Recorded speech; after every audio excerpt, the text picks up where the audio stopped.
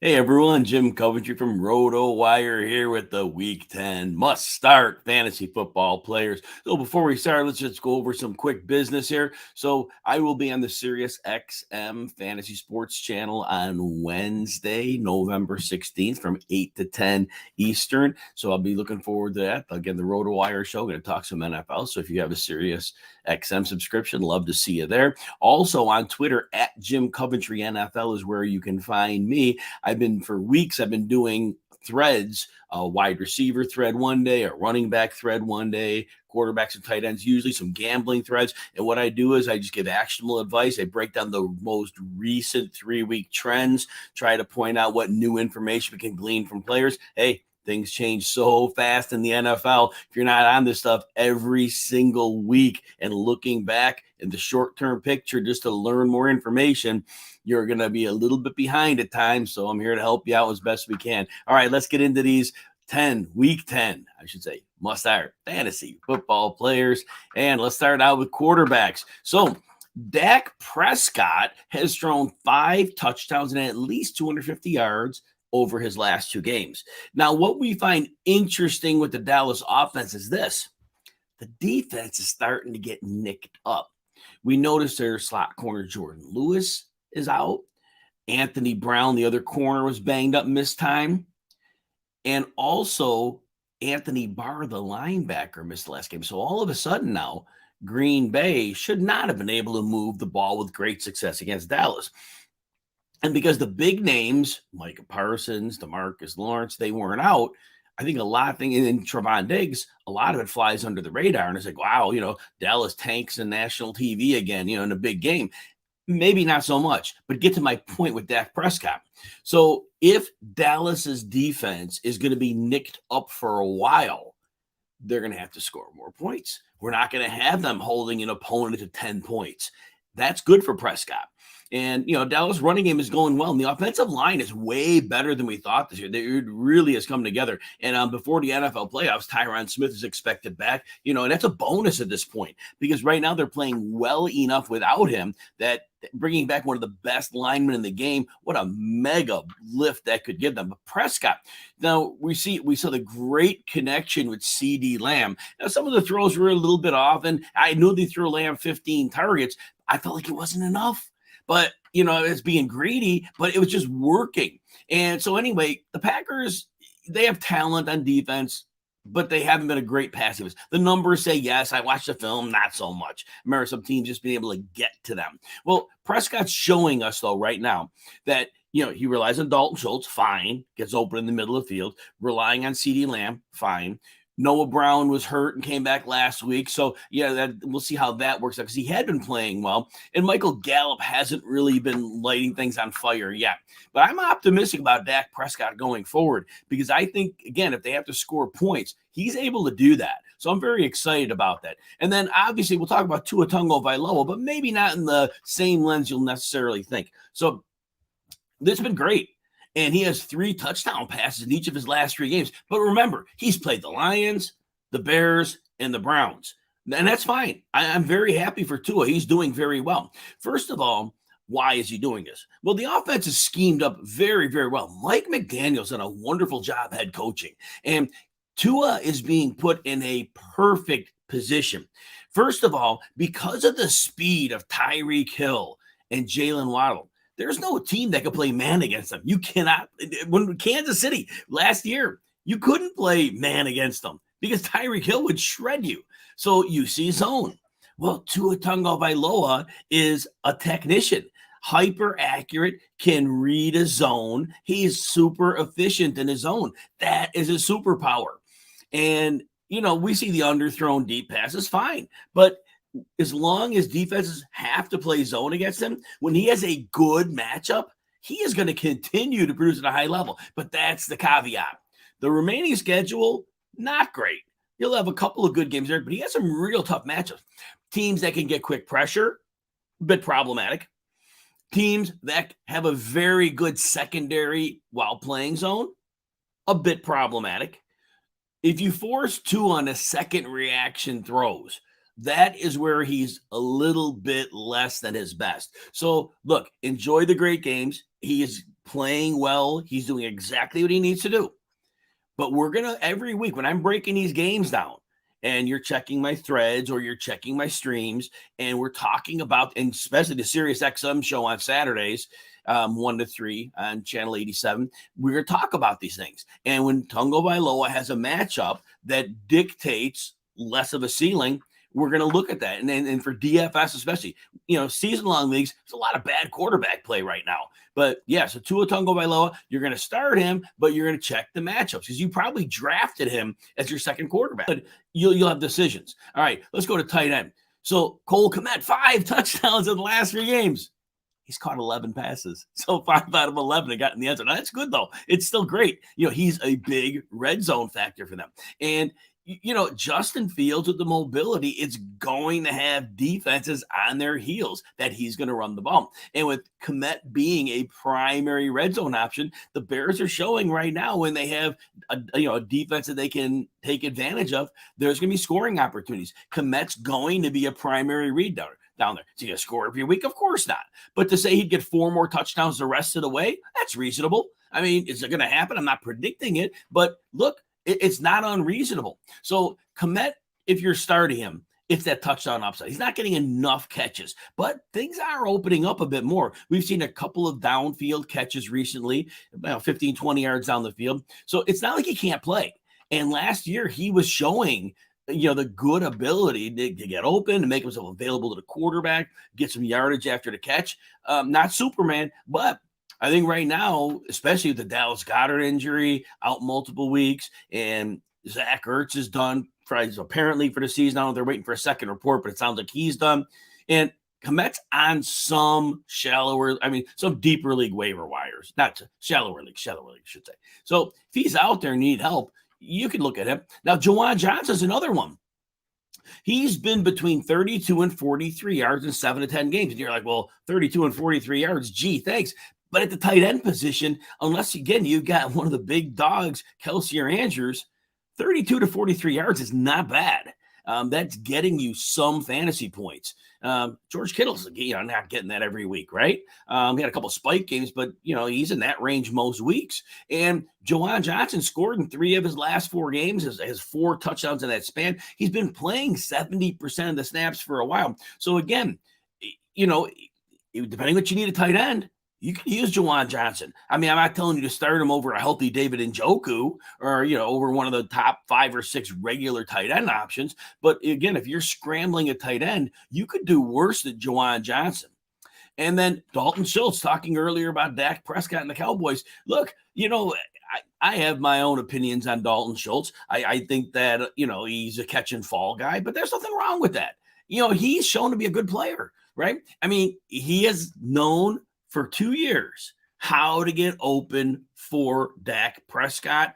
Again, like I said with Kmet, make yourself available and find a hole in the zone, get there, get the ball, move the chains. Dalton Schultz is very good at that. And in a very unstable tight end position, and I know he's rostered in all leagues, I get that. Maybe we're talking DFS a bit here, but he has 5 or 6 receptions, 49 to 74 yards in the last 3 games. So we talked about Juwan Johnson, 32 to 43 yards in most games. Well, Schultz is obviously that clear next tier above, whereas Juwan Johnson's a streamer, or, if you decide to pick him up because there's nothing out there and you don't have a tight end. But obviously Schultz, he's right now with Goddard and Ertz out. You make a case for Schultz being number 4. You could reasonably put him with George Kittle. Kittle has the 2 big games, but they weren't even huge games. I think one was in the 80s and one maybe in the 70-yard range. But realistically, Kittle had 1 catch last week for 20-something yards. So Kittle has too many, not his fault. Kittle is the most talented tight end in the league, in my opinion. But so Dalton Schultz. All right, running backs. I'll keep talking about Jeff Wilson because everybody wants to hear about it, and you should want to hear about Jeff Wilson, right? So and I'll not toot my own horn. We don't do that here, but just to point out that I was honest, so you know what you're getting from me. I spoke on the XM show the Sunday of week 9 in the morning, 2 hours, 3 hours for kickoff or so, that Jeff Wilson would immediately walk in. He would immediately be the lead guy over Raheem Mostert. He played like one more snap than him that first game. They had the same amount of touches, and Wilson had an extra target, so technically he was ahead of him in that pecking order as well. But then in the second week, Wilson goes to the 61% snap share. He went from 12 touches in the first game to 19 touches. But here's what we like about Jeff Wilson. He was having a career year with the 49ers. He was 5.1 yards per carry. He was looking so good. He's over 6 with Miami, 26 carries for 170, and he has 5 catches for 46 yards, scored in each game. Jeff Wilson is playing at such a wonderful level right now, and it's the fact that he knows that offense. When he went from, and the reason I said he would start, here, I'm going to explain this for those that are just coming in. It wasn't just me just saying, oh, he's going to start. No, it was simple. Raheem Mostert's a good football player. Raheem Mostert never had more than 137 carries in his career. He's real close to that right now. And he's returning kickoffs. Raheem Mostert is already less explosive than he was early in the season because he wasn't being kept fresh. He's over 30 years old with a massive injury history. And so when Miami had the chance to bring in a Wilson gets hurt a lot. I get it. He's a sturdier back, a bigger dude. And so they brought him in knowing he doesn't need to practice because he's practiced that scheme already. It was plug and play. It was instant relief for Mostert. Now, Mostert scored in the 2 games since Wilson's been there. But again, this is better for Mostert. Because, again, they both will be able to get work done. This will be a higher volume offense, especially when they have easier matchups. But Wilson's going to be really helpful when they have some of those tougher matchups, when the offensive passing attack isn't quite going. Wilson's going to be able to go. And the wide receivers are so good at blocking quickly. This was the new system, right? On the one touchdown run of Jeff Wilson, Tyreek Hill was – and he really didn't need – the block but he was out ahead of the play. He sealed the side, didn't really need, nobody was going to get to him, but the seal was there. So if the defender got there, Tyreek Hill had sealed it. It was like 15 yards downfield. It was a thing of beauty. But the fact that Tyreek Hill, who's just an amazing offensive talent, is out there blocking his tail off, that's a beautiful thing. And now Aaron Jones. So look, 2 weeks ago, week 9, he leaves the game early with an ankle injury, but it was like the fourth quarter. So that game was like I'm already determined. He was not going to have a good fantasy game. We don't blame it on the injury. I'm still skeptical about the usage of Aaron Jones and the way he gets deployed. But in 3 of the last 4 games, again, that game where he got hurt, he was not used well. Here are his PPR points in the other 3 games, 28-6. 19-7 and 23-6. So they are using him more. Aaron Jones is getting more work. He has clearly separated from A.J. Dillon. And I think the Packers are realizing he is the straw that stirs the drink right now. If they get him going, the rest of the offense can flow a bit better. So fantasy investors in Aaron Jones, he definitely has that upside. And, he is that good dart throw DFS at a higher salary because we already know those 3 touchdown games, those are in the range for him. Vorador and Randy and Coach Glenn Hayes. Hey, guys, good to see everybody. I'll get to the questions at the end. I'm dragging a little bit. I'm talking too much today, but we got to get some information out, right? Cordero Patterson's next. So, all right. So in his 2 games back, his snap share is about the same, like 38 and 39%. But his touches went from 14 to 6. But I know somebody had asked me on a stream when I thought about him on the Thursday night game, and my line was this. He's over 30. He's coming off a knee injury, and it was a short week, 4 days. So I said, Patterson's not going to get heavy work in this game. It would be irresponsible for them to run him right back into a full work. And I know the snaps were the same, but they didn't, and it was a wet field too. And so anyway, I think that Patterson will be back to normal. He's not going to be a 50, 60% snap share guy, maybe once or twice, but for the most part, all season, they spot his snaps, but they use him when he's on the field. And he had a 3rd touchdown in that Chargers game. It was some sketchy tripping penalty that when I watched it, I personally didn't see it, but that's me. Anyway, he should have 3 touchdowns in that game. But he is very explosive, and as long as they keep him spelled and they don't make him carry it too much, he should remain explosive on the stretch. He's a running back 15 to 18 altogether. I think again, the touch count kind of hurts him a bit. All right. And Rachaad White. So, Greg Allman, who covers the Buccaneers for The Athletic, and he was saying that they kind of expects Rachaad White to be the starter coming back from break. And he got to start the other day. Anyway, there could have been a backstory to that, but let's just roll with this. So Rachaad White's usage in the last three, 26%, 35, and at 64. Now, the 64 could be a little bit tricky because in the fourth quarter, Fournette did leave it a hip pointer, but still, White was already getting more usage. And his touches in the last three from 7 to 11 to 22. Here is the weird thing with the 22.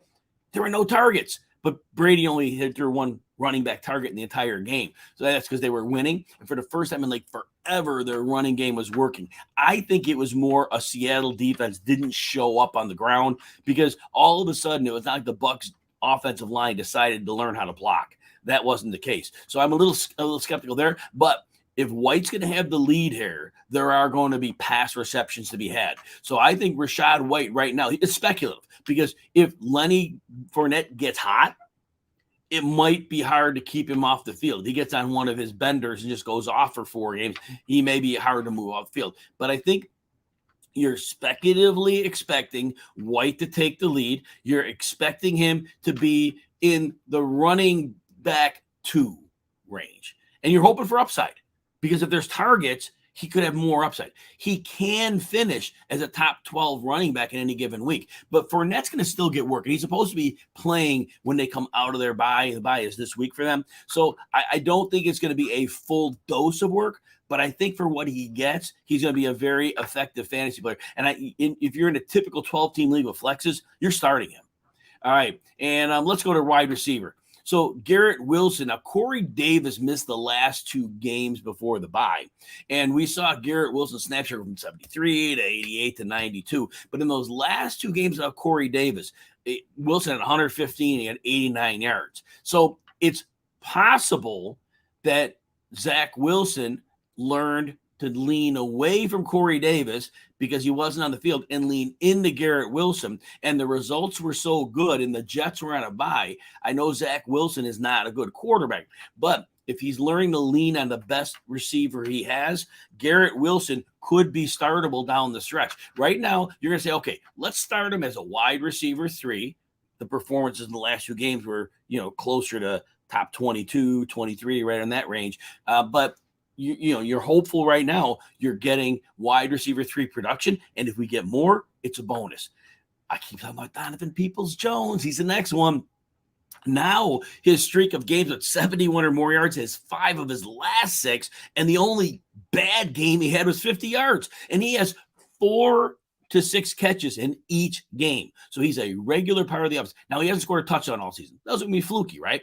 But that said, I do expect that when Deshaun Watson comes back, I don't know if he'll be rusty. I can't speak to that. My assumption is he'll be in decent shape when he comes in. Now, apparently, Amari Cooper lives right by him, and they've been working. And Amari Cooper talked about the chemistry between them is going to be very good. So it could very easily be that Cooper is the rightful alpha as he should be. And Peoples-Jones is as a number 2, which I think he should be. But I think that the ceiling of that offense could be raised to such a level. They both could be good on an every week basis. This could be a team that runs and passes effectively with that offensive line. Watson will have time to throw. He has good weapons. The play action game, Stefanski loves that. It's going to be very, very beneficial. Paris Campbell's next. Matt Ryan is back. And look, in the last 3 games, Paris Campbell's played with Matt Ryan. At least 7 catches and 57 yards. You heard it. At least 7 catches and 57 yards. If you're in a PPR league, you're signing up all day long for that as a wide receiver 3. So Paris Campbell, as long as Matt Ryan here, he stayed healthy to this point. It's 10 weeks. And at this point, his injury's been, flukish, but they've been regular. But you go get him. If he's on your waiver wire, you go get him because Matt Ryan has proven he needs to get the ball out quickly. He throws to the middle of the field. That's where Matt Ryan's at his best. He figured that out for week 3. Throw to the middle of the field because I'm really good at it. And it evades the pass rush, which Matt Ryan needs to do. And then now Darius Slayton, there was a fluke touchdown. He wasn't covered. It was a broken play, but he scored, right? But since week 5, he's averaging 5 targets, has done more than 7 in a game.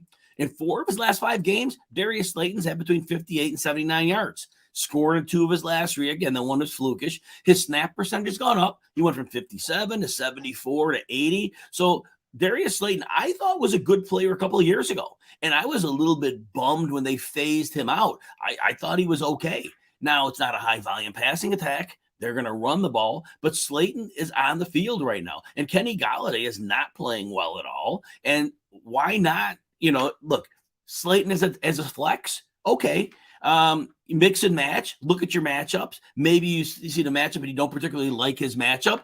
But the Giants right now, they are so committed to the run. Defense have to play that first. And there are opportunities for Slayton to see the light coverage like he saw last week.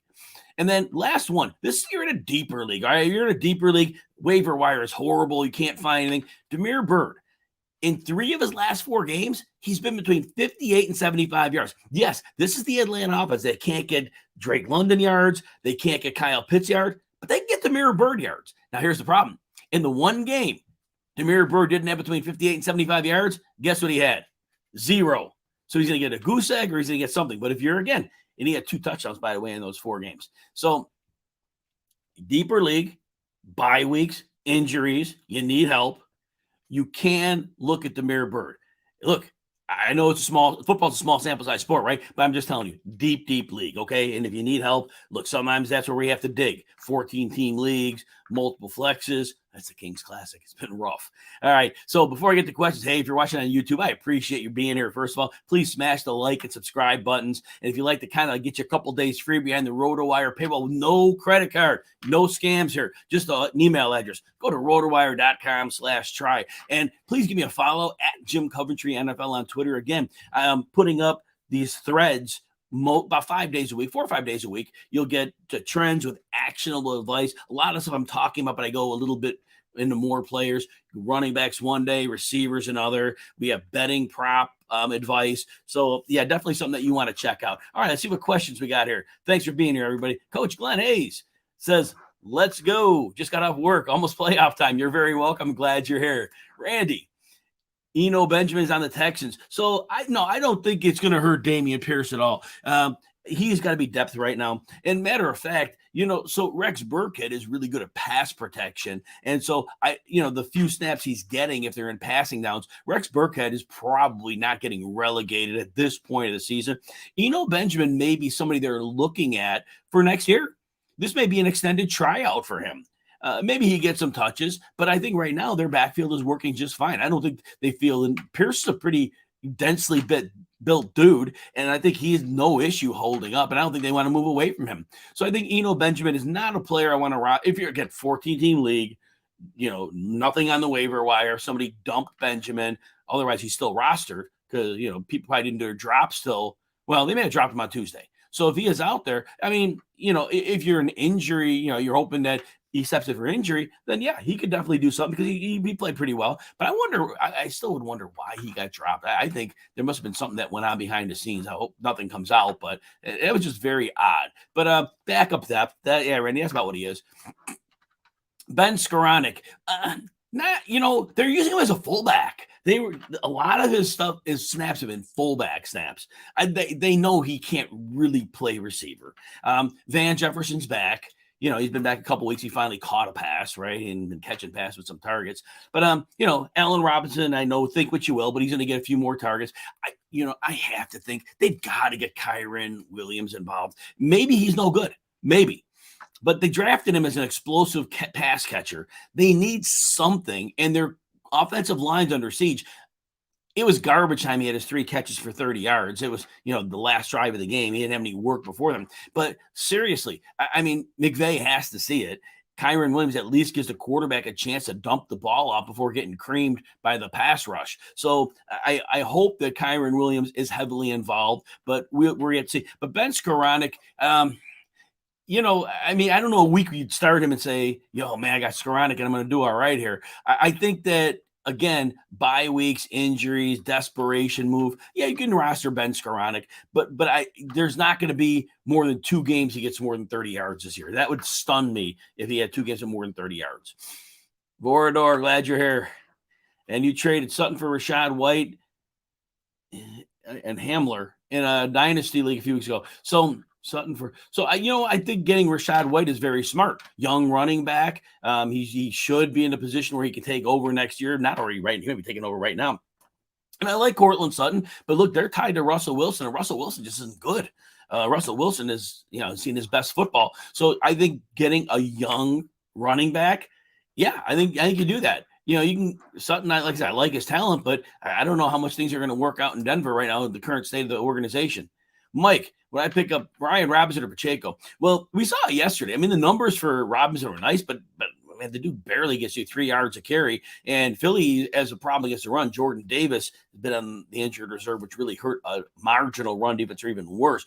Ryan Robinson is equally splitting snaps with Antonio Gibson. And I just think if against any decent run defense, Brian Robinson he's not a good running back right now. So that's why I say Pacheco at least showed us last week. And again, I don't think he has a lot of nuance in his running, but they're giving him a chance.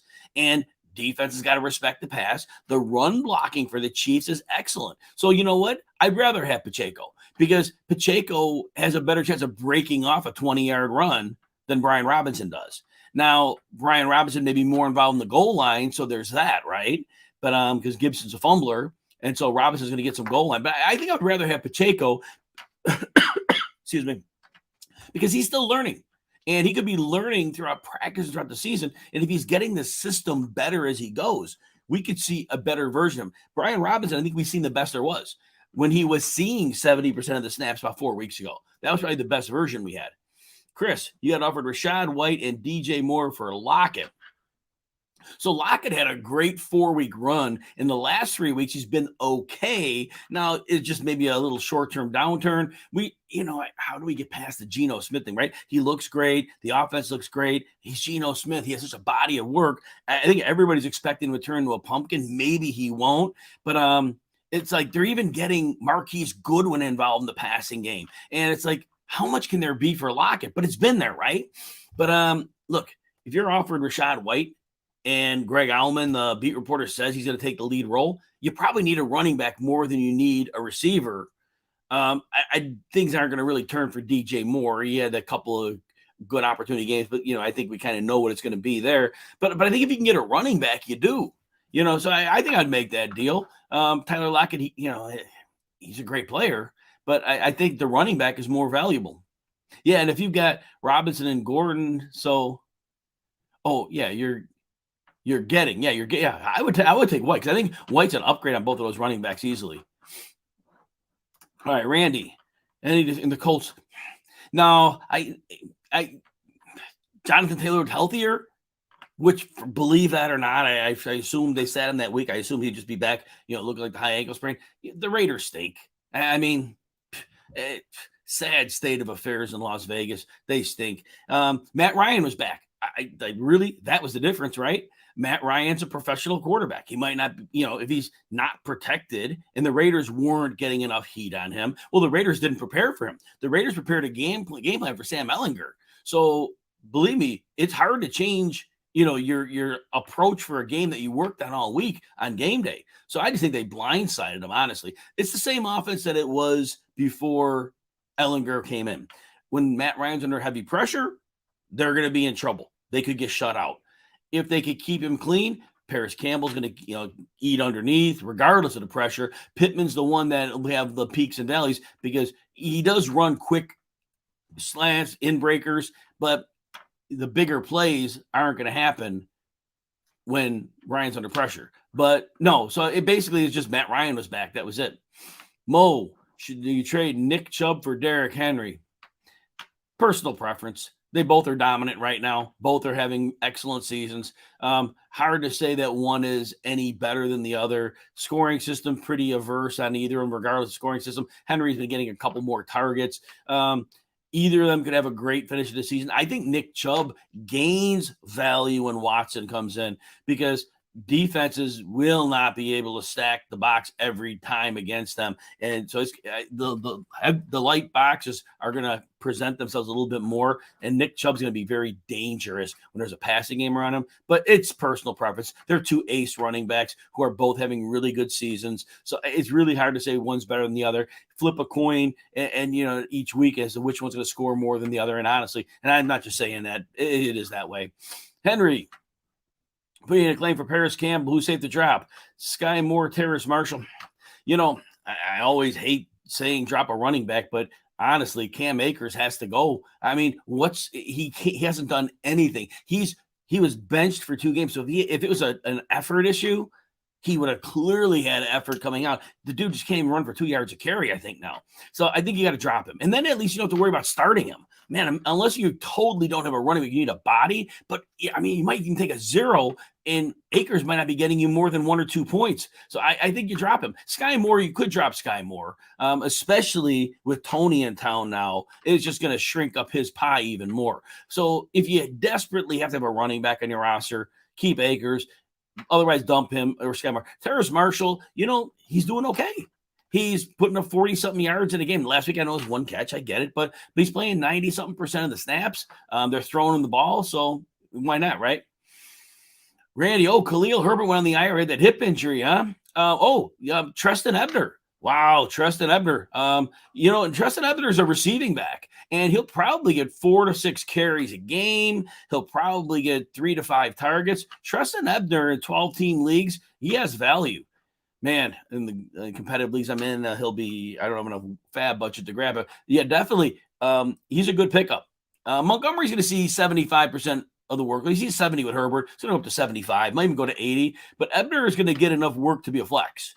And Ebner's quick. He's quick. He's a good little receiver. So, yeah, I think definitely Treston Ebner is worth rostering.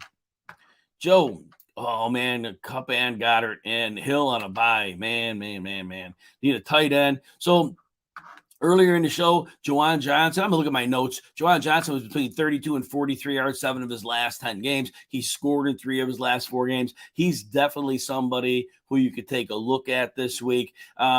If Cole Kmet's not taken, he has 11 catches in last week, 5 of them went for touchdowns, but he is featured in the red zone. But, depending on your league, Johnson's probably the one that's not likely rostered. Tyler Conklin, they're playing the Patriots this week, and the Patriots really gave Zach Wilson a lot of trouble. Last time we give him trouble again, so he had an outlet to the tight end. So it could be one of those 7 or 8 target games for Conklin. I could see that. Trade Hill for Adams. Is that a question or a comment? I would not trade Tyreek Hill. The Raiders right now are a real dysfunctional team, and I get it. Adams had 93 or more, 5 of his last 6 games, so he had that 1 game. People said the flu was going through the team the week he had the 1 catch for 3. I don't know if that's true or not. If it was true, that explains it away. But Tyreek Hill, man, and I know he's had a couple games that haven't had the highest floor, but man, he's put up those 180-yard games, 160-yard games, and I think after the bye, he may be even better because they're gonna be able to focus on some things in that offense. So. You know what? Tyreek Hill, to me, I have him as my wide receiver 1 the rest. That was before Cooper Kupp got hurt. I had him there. I had him over Justin Jefferson. And it's been like probably 2-3 weeks running just because the crazy upside he has. The touchdowns will come. Borador, you're welcome. Shane, lost Kupp. Need 4 wide receivers a week. CD's a lock. So I can do rest of schedule. I'm still Tuesday, so I'm still looking back on the week, helping people with waivers and all that stuff. So, So of those players you list, the worst ones rest of schedule. Pickens, because I cannot trust the quarterback. Deontay Johnson, because I can't trust the same quarterback. And then I would put Cooper at the top because when Deshaun Watson comes in, I think Cooper is going to explode because that's just the type of receiver that is going to make things work very well for the quarterback as he comes in. Rondale Moore second because he's getting 8 to 10 targets a game, and now Zach Ertz is out. He's going to keep seeing 8 to 10 targets a game, even when Marquise Brown is back. And so his floor, Chris Olave is a much better player. He's the best player of the whole group. But Olave is limited by quarterback play. And even if Jameis Winston comes in, I do concern because, sometimes he'll chucks it up, but that doesn't always go well. So it'd be Cooper, Moore, Olave. Olave's the best player, but in terms of situation, and again, then fourth would be Deontay Johnson because he has a better floor than Pickens, and then Pickens would be last. Gary, maybe, okay, you're talking a little deal there. That's fine. Tim, okay, you have Kyler Murray and Mariota. Do you dare drop Mariota and pick up Deshaun? Oh, yeah, 100%, 100%. Even, you know what? I mean, well, if you could put Murray on IR if he's ruled out, I mean, just to get Watson for the stretch run, if your team's going to make the playoffs, even if you lose a game, so what, right? Now, if you're fighting for a playoff spot, you might view it differently, but Mariota could put up an 8 for you. If they get against the Bears, that game goes run, both sides. There may not be a lot of passing. It may be, but there may not be. So I definitely would do what I can to get, Watson, unless you find a fundamental problem with it, which I don't like to do, man. You really but it's fantasy football, so I would roster him if I had to, but yeah, dude. But yeah, definitely roster him if you can, because he could be a league winner down the stretch. Admiral, Tua or Deshaun Watson, or I'd roster both. I would definitely roster both because, as I mentioned earlier in the show, the thing with Tua is they've had 3 games where the schedule's been real favorable. If we're going to see a real heavy, quick pass rush, he's going to be in trouble. He's going to have some down games. If you have him and Watson, now you can stream. All right, let's see. Ray, should I trust Sutton or go with Pickens, Palmer, or Mooney? So I don't want to see the status of Jerry Jeudy. I really don't. If he's not going to play, then this week I love Sutton's matchup, and he should be fine. Sutton had a rough little patch of schedule. One of the games of Sauce Gardner. They're 2 tough matchups, and he went back at least to being decent last week. Mooney's numbers haven't been great, but Mooney has a better floor than Sutton at this point. So I actually like Mooney a good deal. I do like Mooney a good deal, and but it's for this week only. I would go Sutton, then Mooney, then Palmer, then Pickens. Palmer's going to still Palmer's off this week. No, he's fine. Palmer is, that's right. He's playing. I can't remember. They're playing Kansas City. Palmer would be the third one there because he's getting targets. And I don't think Mike Williams is going to play, and Keenan Allen would be stunned if he's there. All right, so that's comments back and forth. Lucius, would I trade Debo for? Yes, I would trade Debo for Mark Andrews. I don't think he has more than 10 touches in a game this year, and that's crazy, right? But it's the way it is. And I looked at his game logs the other day when I do my research just to look back. He hasn't had like these big games. So right now, yeah, Mark Andrews is going to be healthy.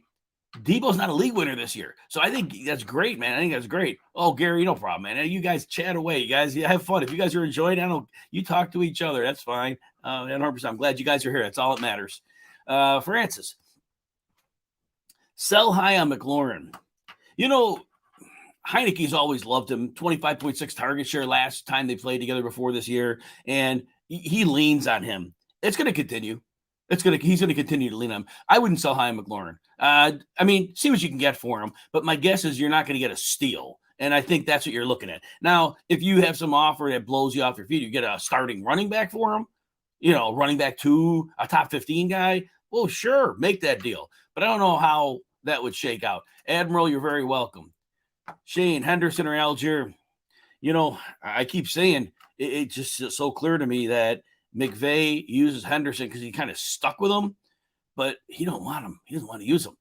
Kyron Williams is going to get involved at some point, and I think it's going to be at the detriment of Henderson. Algier gets like 10 carries a week, and, they're a better running offense. And, the Rams just lost 2 more linemen I was reading earlier today. So I'd say Algier. I'd say Algier. Tater Toddy, I got a few questions now. I got to get out of here after these last few. Pacheco worth a number 1 waiver claim. All right, it's going to be week 11. I can't remember my weeks. Week 11? Yeah, it's going to be week 11. So at this point, you're saving the number 1 waiver wire claim. Every week, it's a smaller and smaller probability there's somebody worth it. So at some point, if you can use Pacheco, if you need a running back, then you take the running back. Is there a chance somebody else comes out? Yes, but, every week is one less week that you have them. So I think so, man. Francis, all right, so there you go. Is Algier droppable? It depends, Henry. It depends. He gets you 10 carries a week. He should get you 40 to 60 yards most weeks. He has a decent chance of scoring, be it he scored 1 through the air. So he's depth. but he's not bad depth. He's a flex type guy in a 12-team league. Now, it depends on your size of your league. But if you're looking at the rest of your roster and he's not somebody you consider starting, then sure. But he's going to continue to have work. Baby Santa, hey, should you trade away Fields and A-Rob and Wan'Dale for Hurts and Tony? Honestly, my gosh, I moved Justin Fields. He's my quarterback 3 the rest of the way, and dude's going to be running like crazy. Whereas, Jalen Hurts, his floor has been good. The blow-up games quite haven't been there. The running isn't what it was, and that running is huge. But you know what? A-Rob getting rid of him, fine. Wan'Dale, fine. Tony did okay. He wasn't covered on the touchdown. Juju was out with a head injury, and so I think he got extra work. So I still think he has a role. I don't know that he's dominant. But if you want to do a stack, there's nothing wrong with the trade. There's nothing wrong with the trade because Tony has legitimate upside. If they're going to get him the ball, it could work. But remember, he wasn't covered on the touchdown. That's important. That's an important detail. But and it could work. He's very talented, right? So I think there's nothing wrong with that deal. I think there's nothing wrong with it. Randy, oh man, thank you. I'm glad I got to hang with everybody. Really enjoy seeing everybody. All right, next one, 8-2 redraft. Traded Tony for Pittman. No issue either way. Pittman's upside hasn't really been there. Now it's going to help with Matt Ryan. There are going to be a couple big games. Tony's speculative. Again, I said a moment ago, the touchdown, he wasn't covered. And defenses, certainly after playing 7 snaps 2 weeks ago, defenses weren't coming in and game planning for him. I don't know if they can, right? Because they've got, Juju if he's healthy, Valdez Scantling, the deep element, Kelsey. So there may just be so many guys, it may work. But I think it's going to be the Andy Reid thing. Right now, he's a toy. He's Andy Reid's toy. Got him the ball, kind of forced him the ball a little bit. And maybe they keep that up. But I think ultimately, Kelsey's going to get his, Juju's going to get his, Pacheco's going to get some run, McKinnon's going to get some. And I think it's going to be a lot of up and down because I don't think Tony is going to be the guy who's going to command the ball and become the guy. But there's nothing wrong. You know what? Fantasy football, you need to have fun, right? And you're having fun. And you like Tony. So you know what? Do it. But if you've got Pittman, I like Pittman. I like Pittman out of that. So I don't know which one you got. Francis, probably trusting Nico Collins. He's been growing as a second-year running back should grow. I've seen the exponential growth. He's getting better at attacking the ball in the air, and he's getting thrown more of those 50-50 balls, and he is playing well with those. So I do trust him as a flex for sure. And depending on my situation in the 12th league, he could maybe be a low-round wide receiver 3. But I am trusting him. I think he's going to be productive going down the stretch. Tater, you're welcome. Excellent. You have a great day too. And then quarterback. Yeah, quarterback. Yes, he's going to run for 1,200 yards, and he didn't even run the first 3 weeks. He's literally going to run for 1,200 yards this year. They're running him. He's designed runs, and now it's like now you see the confidence gaining. But you know what? When we're talking about the quarterbacks, and I got to go in a minute, but think about this. Outside of Mahomes and Josh Allen, Lamar Jackson's getting 1 touchdown a week. He's running for about 40 to 50 yards. He has an 80-yard game there, but he's not running for much. Justin Herbert hasn't put up fantasy points. Joe Burrow's real inconsistent. Kyler Murray's terrible. He had 2 decent games, but he's been terrible. Dak is playing a little better, but he's not like a quarterback 3 type. And Jalen Hurts has been, he hasn't had the ceiling he had early in the season. He's done that week. He's not been putting up the week winning, slate breaking upside. So yeah, I mean, it's slop.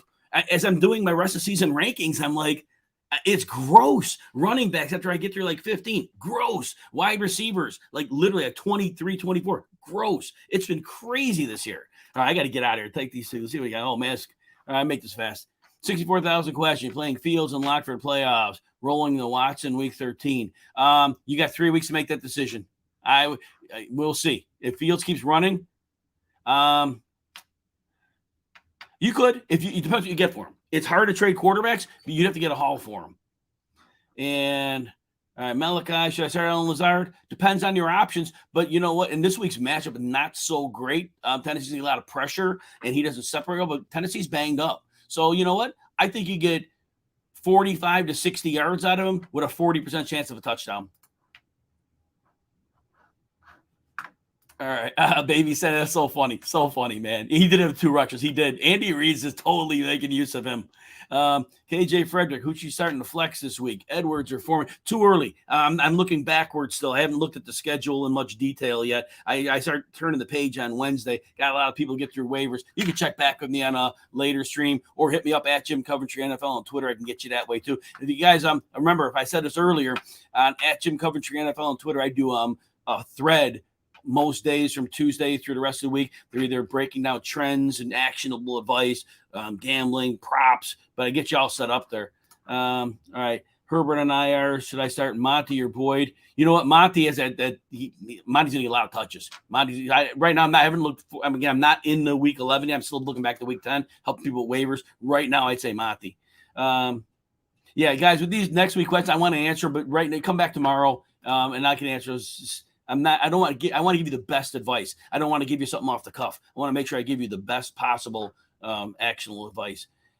Would I drop Madison for Mitchell? Yes, I would. 100%. 100%. Mitchell's going to be a factor. Gambix, dropping Hollins and adding off waivers. Tony 1, Slayton 2, Duvernay 3, Jefferson 4. Offered Tyreek and Kyler for Fields, Swift, Higgins. Have Lamar. Since you have Lamar, look, if you're comfortable with Lamar, you make the deal. Fields is producing way better. You know what, though? And you're giving up Higgins. I know Tyreek, and I have him as my wide receiver 1 the rest of the way. I think you're giving too much. I would rather send Lamar in that deal. If you could send him Lamar in that deal, I make that deal.